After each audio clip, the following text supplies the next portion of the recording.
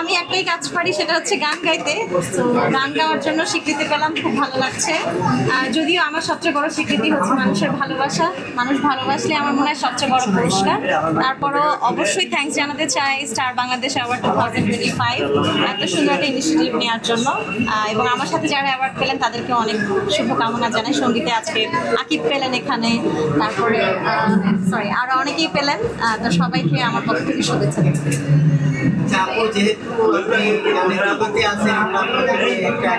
শুনতে পাচ্ছি না।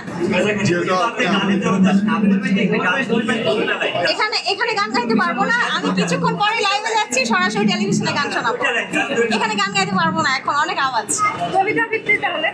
হ্যাঁ, কবিতা আবৃত্তি। ওটা আরো কঠিন।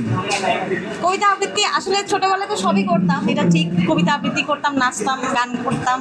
তো এখন আসলে বাকি শাখাগুলোতে খুব একটা প্র্যাকটিস নেই। প্র্যাকটিস থাকলে নিশ্চয়ই আপনাদেরকে 2 লাইন কবিতা শোনাতাম। আপু, আপনি যেহেতু শিল্পী, গানই বলে আমরা কখনো শুনিনি, 1 লাইন আপনি প্রিয় গান আসলে এখানে অনেক নয়েজ আসছে, সো এখানে আসলে আমার মনে হয় না মানে গান গাওয়াটা সম্ভব। গান ছাড়া আমি আর কিছুই জানি না।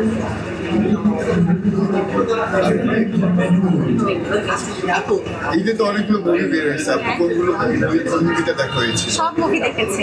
সব মুভি দেখা হয়েছে। তাণ্ডব দেখা হয়েছিল? হ্যাঁ, দেখেছি। সাকিব খানকে কেমন লেগেছে? দারুণ লেগেছে। এরকম সিনেমা আরো বেশি বেশি হওয়া উচিত বাংলাদেশে। আর ডে বাই ডে তো সাকিব খান 3-4 বছর ধরে তার চেঞ্জের ব্যাপারে কথা বলি।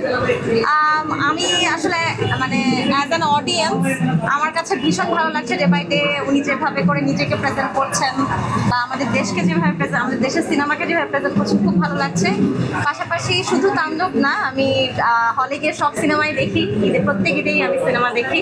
এই ঈদে বাকি যে সিনেমাগুলো দেখেছি সেগুলো খুব ভালো হয়েছে। আস্তে আস্তে আমাদের আরো অনেক বেশি ফিল্ম হবে, এটাই আশা করছি। আপনার কাছে কোন সিনেমাটা ভালো লাগছে? সবচেয়ে বেশি আসলে আপনি যদি বলেন আপনার কোন বাচ্চাকে আপনি সবচেয়ে বেশি ভালোবাসেন, এটা যেরকম আপনি কখনো বলতে পারবেন না।